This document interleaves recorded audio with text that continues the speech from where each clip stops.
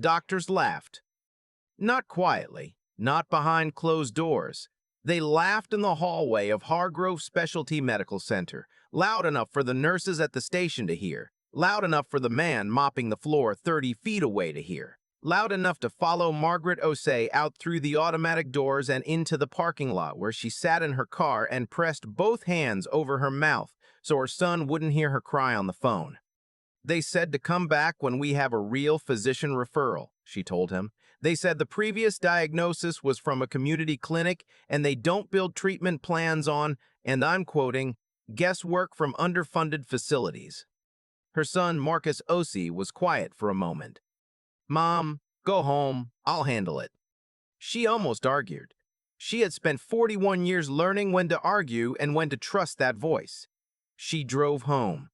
What no one at Hargrove knew, what no one ever thought to ask, was that Marcus Osei had spent the last 11 years reading medical literature the way other men read sports statistics. Not because he planned to become a doctor, because when his father got sick in 2013 and the first 3 specialists they saw couldn't agree on what was wrong, Marcus had decided that someone in the family needed to understand what was happening. He was 22 years old, working nights at a distribution warehouse in Decatur, Georgia, and he started buying used medical textbooks from the Goodwill on Flat Shoals Road. His father died anyway. Pancreatic cancer caught too late, misread twice before a fourth opinion confirmed it. Marcus kept the textbooks. He added to them pathophysiology, diagnostic imaging, rare autoimmune presentations. He wasn't studying to pass a test. He was studying because the system had failed his father, and he didn't intend to let it fail anyone else in his family without a fight. By 2019, he had 3 full bookshelves in his apartment and a habit of cross-referencing clinical case studies on his lunch break. His co-workers thought he was strange. His mother thought he was grieving in a strange way. Maybe both were true. When Margaret started showing symptoms in the spring, the fatigue that didn't respond to rest, the joint pain that moved from her hands to her knees to her shoulders and back again, the episodes where her fingers went white and cold even in a warm room, Marcus recognized the pattern before she finished describing it. He didn't say anything right away. He went home and pulled 4 different textbooks and spent 2 nights confirming what he thought he was seeing. Then he called her doctor at the community clinic in Eastside, a kind man named Dr. Mann, Reeves, who had been seeing Margaret for 15 years, and he explained his hypothesis in careful, specific terms. Dr. Reeves listened. He ordered the tests Marcus suggested. The results came back consistent with what Marcus had described. A rare connective tissue disorder with secondary Raynaud's phenomenon, complicated by early-stage pulmonary involvement that, if left untreated, would progress to something far more serious within 18 months. Dr. Reeves wrote the referral. He sent Margaret to Hargrove Specialty Medical Center, which had one of 3 rheumatology departments in the state with experience treating the specific condition Marcus had identified. And Hargrove sent her home laughing.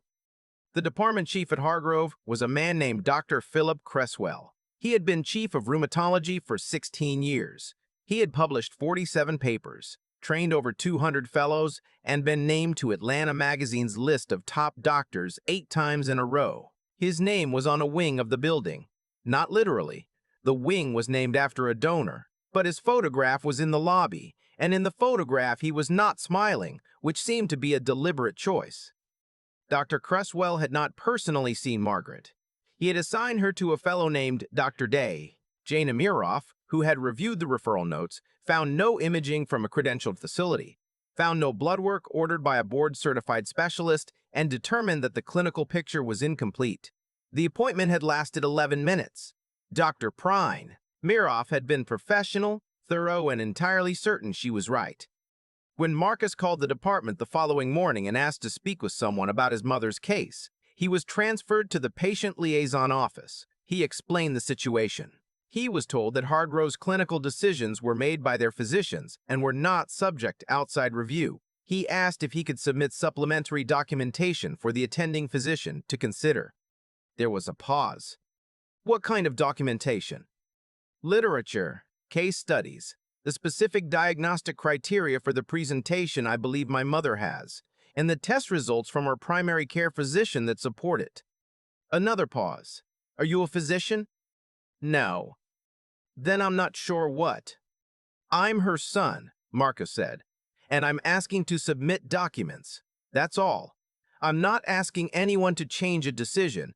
I'm asking for someone to look at what I'm bringing. The liaison, whose name was Patricia and who would later say she didn't know why she agreed, told him he could come in and leave materials at the front desk. She did not promise anyone would read them. Marcus drove to Hargrove on a Thursday afternoon. He was 33 years old. He drove a 2009 Honda Civic with a cracked dashboard that he had been meaning to replace for 2 years. He was wearing a blue work shirt because he had come straight from the warehouse. He carried a manila folder that contained 46 pages of organized documentation, the community clinic results, 3 peer-reviewed journal articles, 2 clinical case studies published within the last 4 years, and a 4-page summary he had written himself, clearly labeled as a lay analysis, that walked through each piece of evidence and explained why he believed the diagnosis was consistent with a specific variant of mixed connective tissue disease with pulmonary overlap. He walked to the front desk and asked for Patricia. Patricia was not available. The woman at the desk, whose badge said Renee, looked at the folder, and then at Marcus, and then at his work shirt. "Are you a delivery?" "No, I have an appointment to leave documents for the rheumatology department." Renee made a phone call. While she was on hold, a man in a white coat walked through the lobby and stopped when he saw Marcus standing at the desk with his folder. This was Dr. Cresswell. He had come down for a different reason entirely, something about a scheduling conflict, and he would later say, in a deposition, under oath, that he did not know at the time who Marcus was. He saw a man in a work shirt holding a folder at his front desk, and he formed a conclusion, and he acted on it. "Can I help you?" he said, and the way he said it made clear he did not expect the answer to require much of his time. Marcus turned. "I'm here to leave documentation for the rheumatology department regarding my mother's case, Margaret Osei. She was seen last week." Dr. Cresswell looked at the folder. "What kind of documentation?" "Clinical literature and a summary analysis, supporting a diagnosis of." "Are you her physician?" "No, I'm her son."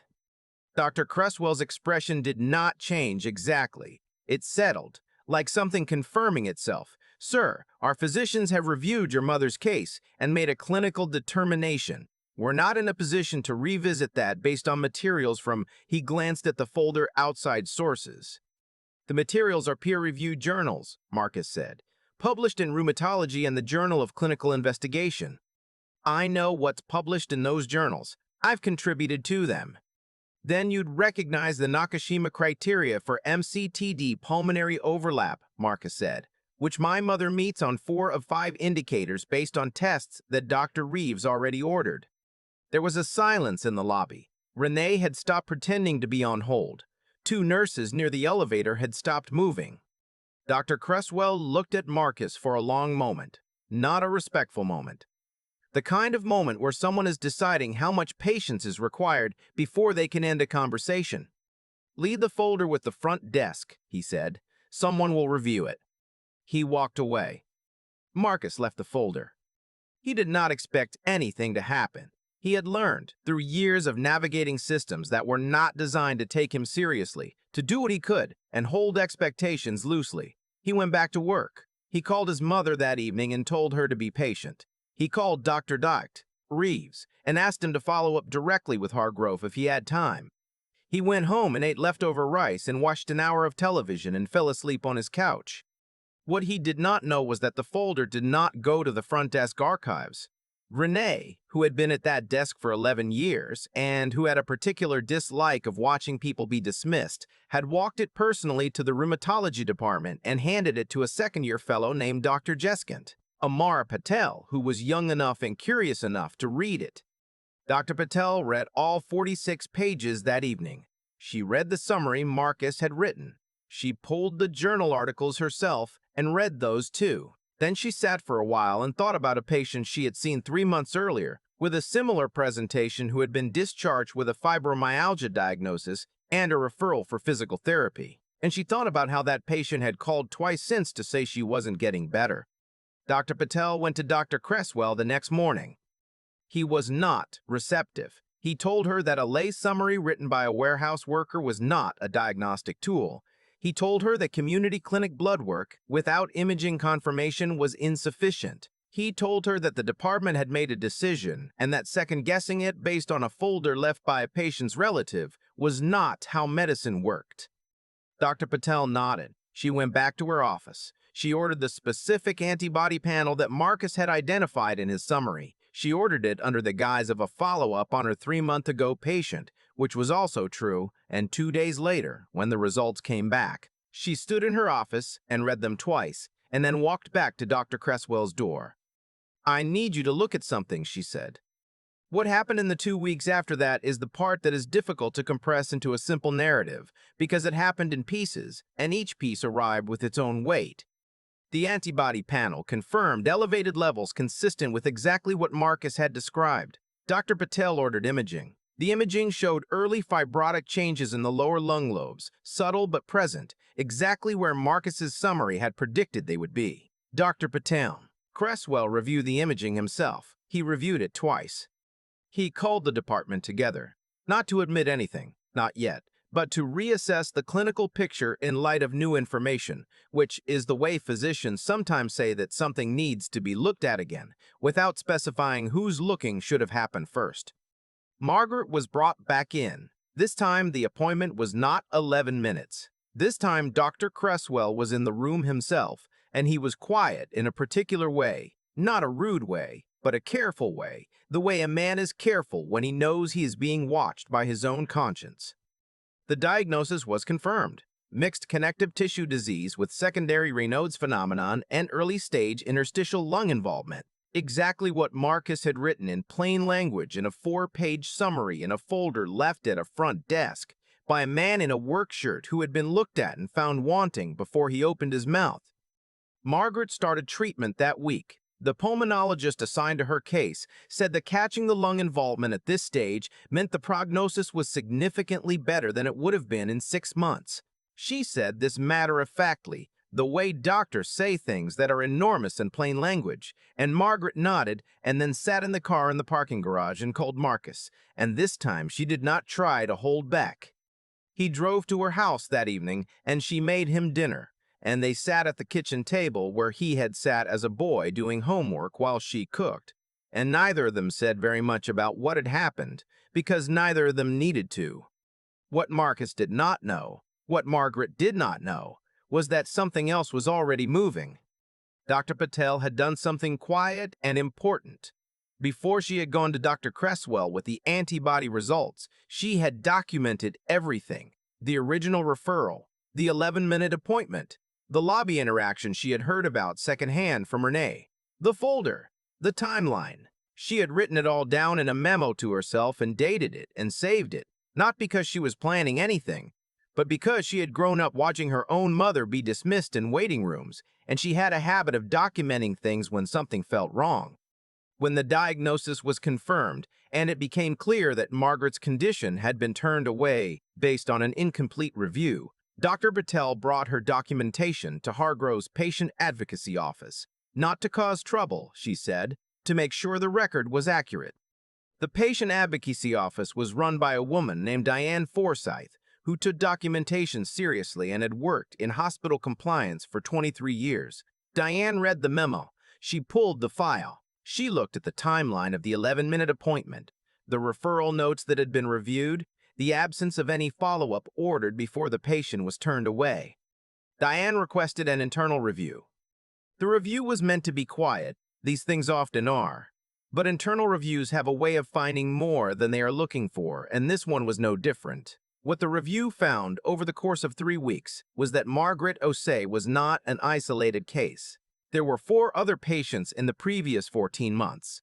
All of them from community clinics, all of them with referrals that lacked imaging from credentialed facilities, all of them turned away within an average of 9 minutes, who had been discharged without a definitive diagnosis. 3 of the 4 had eventually been diagnosed elsewhere. 1 had not been seen anywhere since.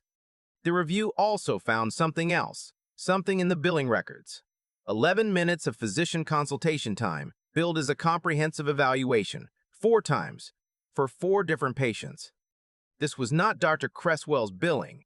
This was Dr. Mirov's. She had been billing for evaluation time, that documentation did not support. Whether this was clerical error or something else was a question for the compliance team, and the compliance team was, by then, already involved.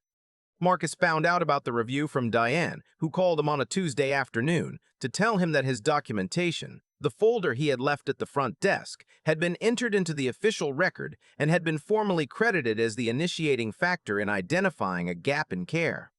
"I want you to understand what I'm saying," Diane told him. "You submitted materials that a physician reviewed and acted on. That action led to a confirmed diagnosis, and the documentation you provided was detailed enough to establish a timeline that made the broader review possible." Marcus was in the parking lot of the warehouse. He sat on the hood of his Civic and listened. "We want to offer your mother a formal apology from the department," Diane said, "in writing from Dr. Cresswell. And we would like to discuss whether you'd be willing to consult informally with our patient liaison team on a case-by-case basis going forward. Not as a physician, but as, and I want to use the right language here, a patient advocate with demonstrated clinical literacy." Marcus looked at the cracked dashboard through the windshield. "I'll need to think about it," he said. He called his mother first. Then he called Dr. Reeves. Then he sat in the car for a while longer and thought about his father, about the Goodwill textbooks, about the long, specific road from grief to this parking lot in the afternoon sun. Dr. Cresswell delivered the apology in person. He asked to meet with Margaret at the clinic rather than in his office at Hargrove, which was either a gesture of humility or a calculation. Margaret was not certain which, and she decided it didn't matter. What mattered was that he sat across from her and said, without equivocation, that the department had failed her, that the original appointment had been inadequate, that the decision to turn her away had been made without a complete review of the evidence available. He did not mention Marcus by name. Margaret noticed this. "My son brought you that evidence," she said. Dr. Cresswell looked at her. "Yes," he said, "he did. He worked night shifts for 4 years after his father died reading medical books because no one helped us when we needed it." She said this without anger. She had moved past the anger. She had moved past the anger. She was stating a fact. He is not a physician. He has never pretended to be. He just knows more than most of the people who turned him away. Dr. Cresswell said nothing for a moment. Then he said, "I know." The billing irregularities led to a formal audit. Dr. Miroff was placed on administrative leave while the compliance review proceeded. 3 of the 4 patients whose cases had been flagged were contacted and offered follow-up evaluations at no cost. The one patient who had not been seen since a 7-year-old man named Theodore Ruiz was reached through his daughter, who said he had been managing his symptoms on his own because he had assumed there was nothing more to be done. He came back in. His case was more advanced than Margaret's, but it was not too late. Marcus agreed to the consultant role. He made clear that he had terms.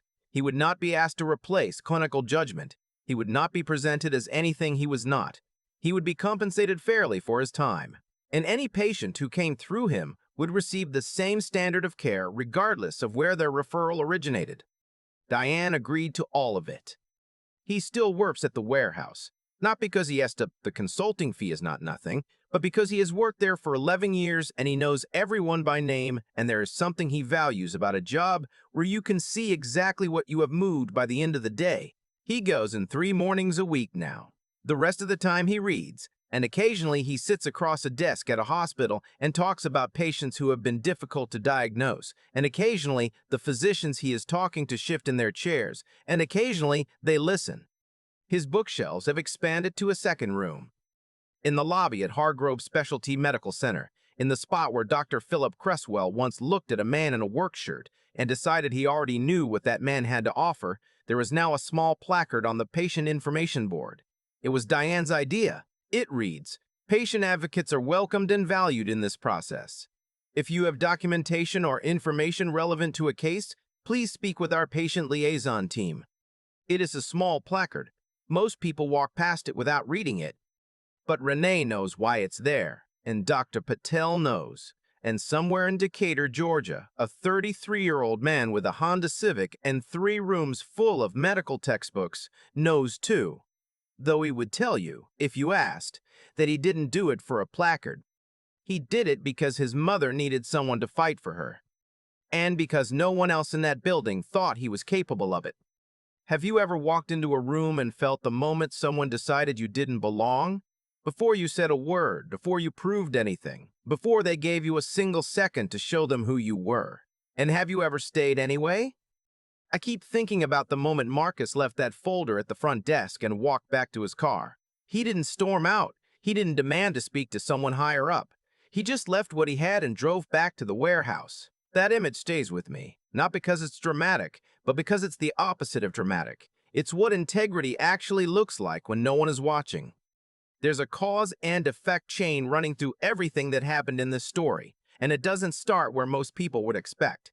It doesn't start with the confirmed diagnosis or the audit or the apology. It starts 11 years earlier, with a young man who lost his father and decided that grief was not a reason to stop paying attention. Marcus didn't study medicine to become a doctor. He studied it because he refused to be helpless again. That decision, made quietly, alone, in an apartment in Decatur, is what eventually saved his mother's lungs. Every effect in the story traces back to that one act of private, unglamorous discipline. That's the part that gets me, not the vindication at the end. The years in the middle where nothing was paying off, where no one knew, where he was just a warehouse worker with too many books and a habit his coworkers found strange. That's where the real character was being built, not in the lobby of Hargrove when he held his ground in front of Dr. Cresswell. Before that, long before that. I think about the three things that had to be true about Marcus for any of this to work out the way it did. First, he had to be right. Not just emotionally right, not just morally right, but factually, clinically right. That didn't happen by accident. That happened because he spent years building a kind of knowledge that most people in his position never thought to pursue. He did the intellectual work, quietly, consistently, without any promise that it would ever matter. Second, he had to be decent enough to present that knowledge without contempt. He could have walked into that lobby angry. He had every reason to be. Instead, he brought a folder. He asked questions. He used the word please. His character, the kind of person he had chosen to be, is what kept the door open long enough for Dr. Patel to walk through it. And third, when the lobby interaction went exactly the way he probably expected it would, he didn't leave. He finished what he came to do. That's not stubbornness. That's something quieter and harder. The ability to keep going in the direction you know is right, even when every signal in the room is telling you that you don't belong there. What I notice is that none of these three things are flashy. None of them would make a good highlight reel. But take any one of them away, and the story ends differently. Without the knowledge, the folder is empty. Without the knowledge, the folder is empty. Without the decency, someone closes the door before Renee thinks to walk it upstairs. Without the persistence, he's already back on the highway when Dr. Patel picks it up. Margaret is doing better. That's the outcome. But the outcome is just what happens when all three of those things are true about a person at the same time. When someone has done enough of the right work for long enough with enough steadiness to let it land. I don't know what you're carrying right now. But if there's something you've been building in private, something no one has recognized yet, something that's made people around you raise an eyebrow, I hope this story is worth something to you today. The folder doesn't always get read right away. Sometimes it sits at a front desk for a day, sometimes longer, but it has to exist first.